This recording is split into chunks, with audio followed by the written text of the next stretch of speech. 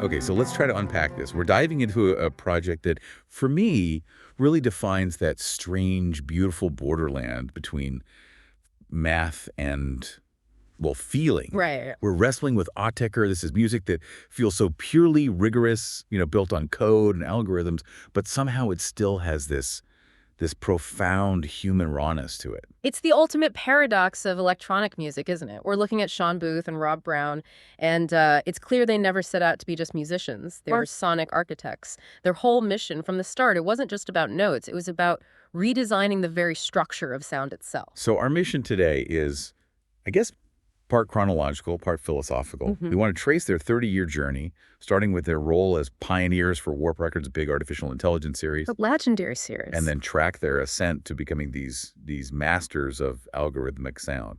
It's a way to understand how they built and then just completely dismantled electronic music structure. And there's one idea we really need to anchor this whole deep dive to. It's something Sean Booth himself said. Okay. He said, techno for us isn't about excluding emotion. It's about expressing emotion through structure. We have to keep that in mind because it explains everything. It's why their coldest, most calculated sounds can hit you with such surprising emotional force. Right. The structure is the feeling. So let's go back to the blueprint, the early 90s. Because when you hear their modern stuff, you just think of pure programming. But their roots are, they're surprisingly grounded. They really are. Our sources point to influences like Public Enemy, electro-funk, b-boy culture. It started with technical curiosity, not musical theory. They were just tinkering. Exactly. Like so many bedroom producers back then, they were just messing with the tools they had. Their first sounds were built on Amiga computers. And tracker software. Right. We should probably explain what that is. Yeah, for anyone who isn't familiar, trackers are basically a precursor to modern sequencing. You're arranging these little sonic blocks, little samples in vertical columns. It's very structural. Which fits perfectly. Even their name, Autechre, is rumored to be a mashup of audio architecture. It all lines up, and you can really hear that early hands-on approach in their first albums. There's still that, that IDM scent. Totally.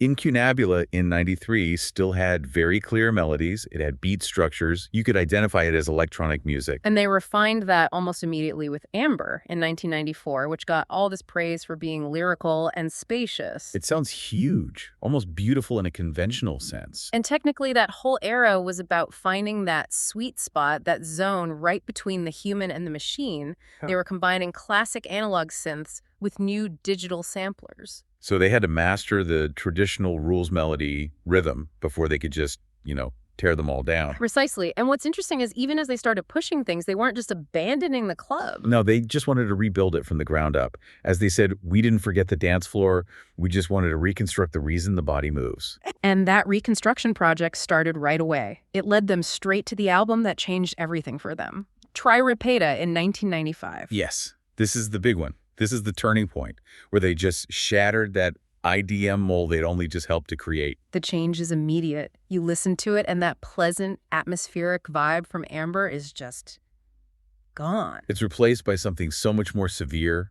The rhythms start to collapse. The sound becomes hard, steely. And this is where their whole philosophy shifts. They stopped treating drum machines like instruments for keeping time. Oh, what did they become? Raw material. Just sonic data. They started actively putting noise, glitches, programmed errors into the music. The chaos became part of the composition. I still struggle with that a little. For a duo so obsessed with architecture, making error an ingredient seems backward. How does that make the music better and not just, broken? Well, it's about honesty, really, and discovery. They weren't trying to hide the machine. They were trying to listen to the machine when it was misbehaving. By letting errors shape the structure, they found these new, completely non-human rhythmic patterns, stuff you could never compose on purpose. They were finding new rhythms by taking the old ones apart. And the album art from that period, by the Designers Republic, it was a perfect match. Super inorganic, abstract. The whole package was screaming pure structure. It really was a sensory re-education for the listener. Suddenly, you couldn't just have it on in the background. You had to ask yourself, what even is rhythm? What is music if the beat isn't steady? So once they had smashed up the dance floor with Try Repeta, where does that structural curiosity go next? It seems like it moved beyond just sound and into pure data. Exactly. Through the late 90s, the complexity just ramped up. An album like Chiastic Slide was exploring these dizzying polyrhythms. Multiple rhythms at once, yeah. And then LP5 felt less like music and more like pure sound sculpture. But the biggest change was they started creating in real time. With things like the Nord modular synth, where they could program and change parameters live. A prototype for their future? Which brings us to 2001. This is where the gloves truly came off. The album was Confield. Right. And this is when they went all in on complex programming environments, on self-made algorithms. We're talking about Max MSP, aren't we? We should probably break that down a bit. We should. So Max MSP is a visual programming tool for artists. Instead of writing lines of code, you connect these virtual objects together, almost like patching cables. And that let them build these unique, incredibly complex systems that go way beyond what normal sequencers could ever do. And it changed their entire philosophy. Sean Booth said their role wasn't composition anymore. It was adjustment of generation. They weren't writing the music. They were just steering the machine that was writing the music. They became gardeners, tending this bizarre electronic ecosystem. I vividly remember the confusion around Confield when it dropped. I mean, it felt totally alienating. But you're saying if you listen closely, there's an order to it. There is. It's not random chaos. The sources call it a strange ecosystem-like order that emerges from the code. By the time they released Draft 7.3 in 2003, this is electronic music at its absolute peak of programmatic precision. So they were challenging you, the listener, to find the pattern for yourself. Exactly. And that meant their music was no longer something you just listen to, like a song. It became something you have to actively experience. You have to decipher it. It requires effort. And that effort is where the emotion is. Tying it all back to that first quote. They proved that these cold-coded structures could hold so much emotional depth, especially when you had to work to find it. The complexity became the feeling. So let's take that idea of structure and apply it to the audience.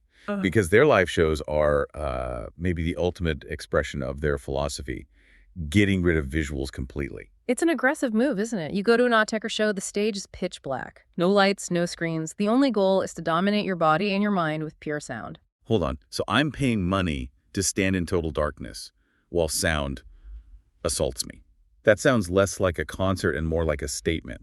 Was there pushback? Oh, there was shock at first, for sure. But the idea is that by taking away your sight, you are forced to engage with the sound on a physical level. I see. The sound systems they use are so powerful that the bass and the high frequencies aren't just things you hear, they're things you feel in your chest. It's an immersion tactic. And being able to generate infinite variations with their programs allowed them to do these massive projects later on. The sheer amount of music is just staggering. It is. I mean, think of the AE Live series. They've released dozens of live shows, and here's the key. Each one was a totally unique improvised sonic structure made just for that night, for that city. Wow. No two shows were the same. And that all led up to the NTS sessions in 2018. Over 8 hours of material. It was like they built an entire universe out of sound algorithms. And they have a great quote about their process. Improvisation is also borrowing the program's thought process. So they're improvising by changing the rules of the machine, not by playing notes. So what does all this, this decades-long deconstruction project actually mean for music today? That's the question. I mean, where do you see their influence? Autechre's intellectual DNA is all over 21st century experimental sound. Artists like Alva Noto, Ryoji Ikeda, Winiotrix Point Never, you can trace a direct line. And what specifically did they learn from Autechre? What was the lesson? Two big things. First, that the structure itself can be the source of emotion, not just a melody you put on top. And second, maybe more important, they taught a generation how to treat noise, silence, and error as legitimate musical elements. You can really hear that in someone like Ryoji Ikeda, who uses digital clicks and raw frequencies like they're notes in a scale. Autechre basically invented the language for that entire post-digital approach. And just when you think you've got them figured out as these cold, hard structuralists, they completely flip the script. Which brings us to 2020, the albums AIG and Play AUS. What a shock that was. After decades of getting denser and harder and more complex, these albums, they brought back warm melodies, a much quieter, almost organic feeling. It's like the machine finally learned how to be quiet, or maybe how to be introspective. That's it. People immediately started calling it Autechre redefining ambient. The sound is like an algorithm that has finished processing all the chaos and is now just contemplating. It's walking that line between the future and nostalgia. A very specific kind of warmth that you can only achieve after you've spent 30 years mastering the cold structures underneath. It feels like that return to melody was the final piece of the puzzle. It proved that original quote right.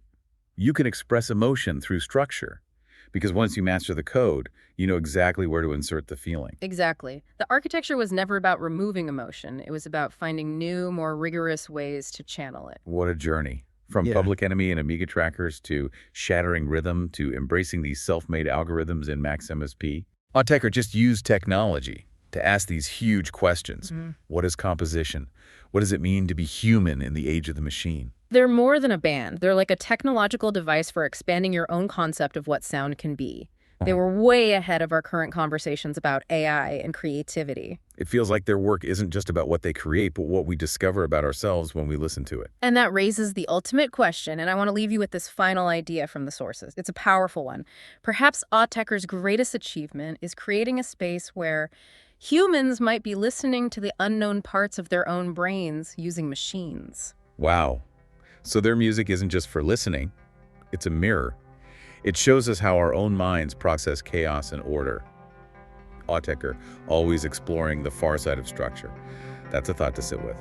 Until next time, keep digging deeper.